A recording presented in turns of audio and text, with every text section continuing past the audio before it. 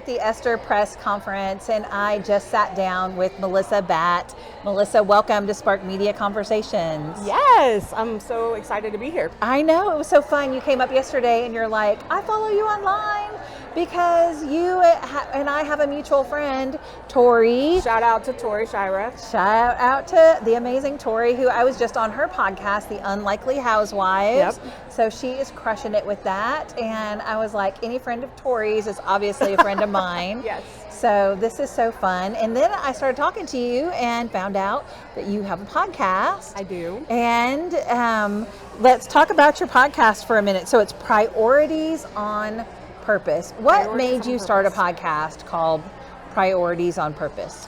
Honestly, because God had done a work in my life where I was running from everything, chasing title, status, everything. I was in direct sales and really kind of got caught up in everything, overworking, over just life.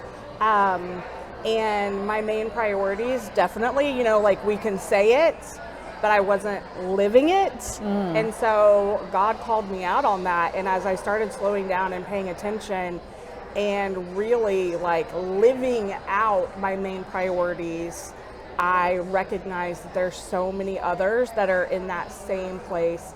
And God is calling us to wake up, pay attention.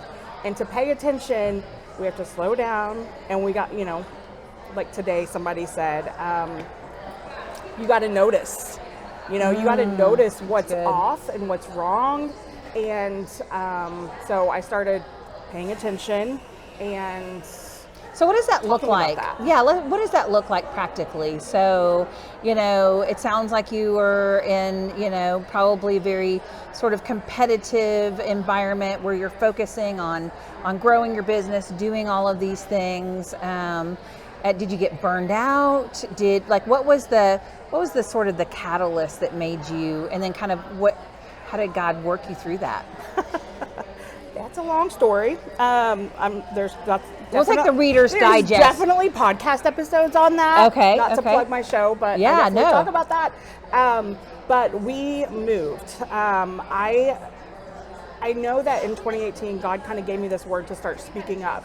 And so I started just saying, instead of worrying about what people would think if I said that, or worrying about that's good. the consequences of it, I just if I felt he wanted me to say something, I said something. And so that started, and then we ended up moving, and that was the biggest pivotal moment. I would love to sit here and say I listened to God and just did it. But no, because I'm hard-headed and I'm stubborn, and I also fly by the seat of my pants. So I don't know anything about those things, which the funny thing is my son's on the other side of this camera doing the producing, and he's just shaking his head. Yeah. So, yeah. So when we decided to move, it was a very abrupt move. And in that, I knew I have 4 kids. I needed to pay attention. Yes. Because they have feelings, and I needed to make sure they were okay. And so that was this moment of pause from work. Yeah. And it was then that I realized that I had a child that struggled with anxiety and depression. And that was kind of the beginning. And then I had this whole moment where it was working all the time. God had to show me that that all or nothing. He had to break that off of me. Right. Because I was all or nothing. I'm either going to work all the time or I don't want to work at all. And so I had to learn in the messy parts to get that together. Yeah. And it was through that I recognized a lot of things going on right under my nose that I didn't know. I started paying attention again, to my family. We say God first, husband second, right? Family third, and then work. Well, I was definitely putting work first. And I was going through the motions and all the things, but honestly, I was on my phone entirely too much. I was, I was just checked out. I was running and avoiding, and once I started slowing down, I got those things in order, and now my mission is to really help other women who are in that similar place, because we don't know until we know, and once we know, and we can't go back. That's right.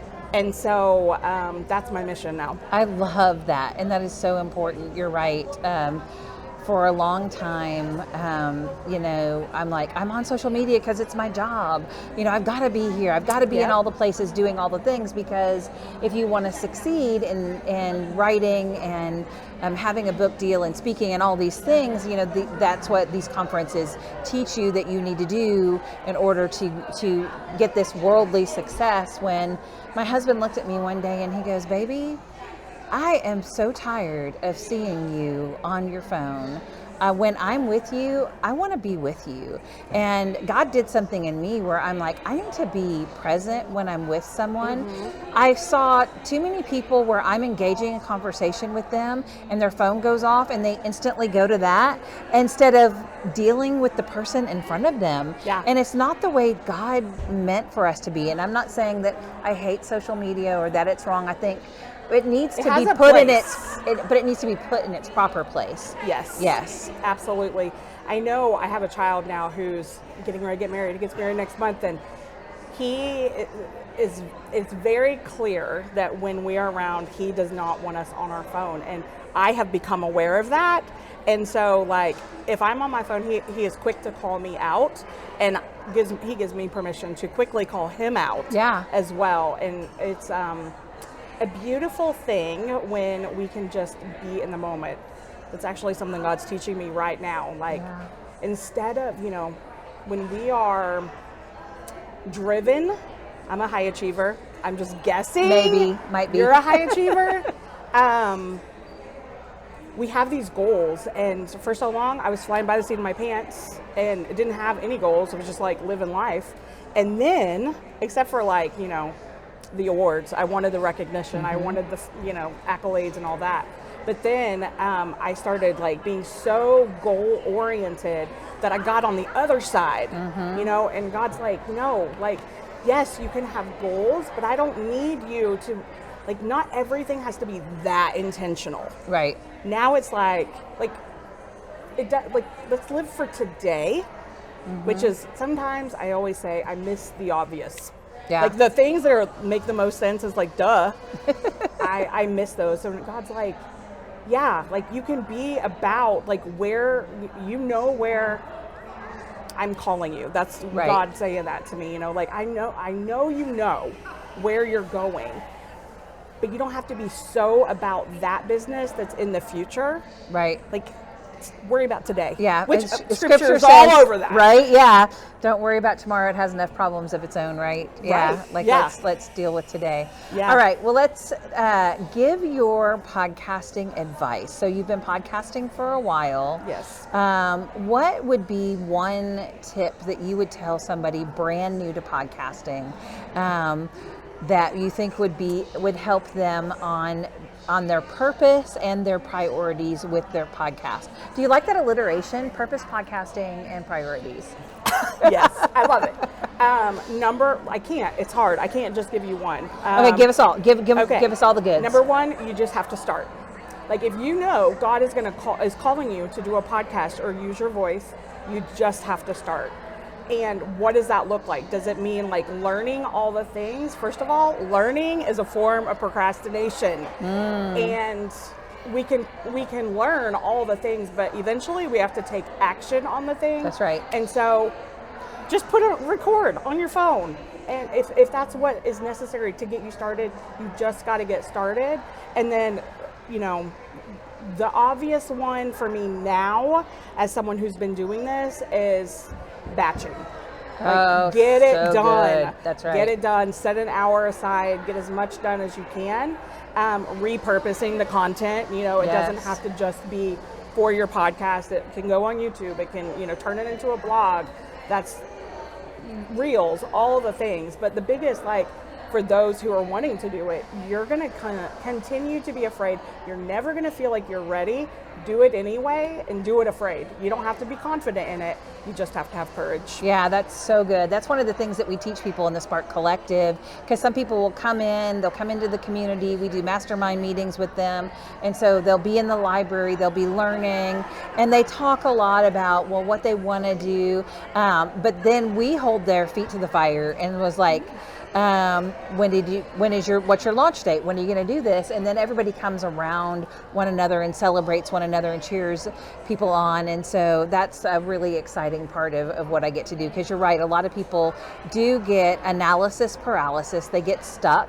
And nobody likes their voice when they start. They're like, I sound like that. Tori I remember Tori, not to throw Tori under the bus, but she was like, for a long time, she never listened to the episodes. I don't know if she still does or not, but she was like, I cannot stand the sound of my voice. Oh, she is adorable. I know, she's got a really, like, everyone, I think sometimes I'm like, I think I sound like a man. And most people, well, first of all, you can get tech people that can make you sound really good. That's right. That is true.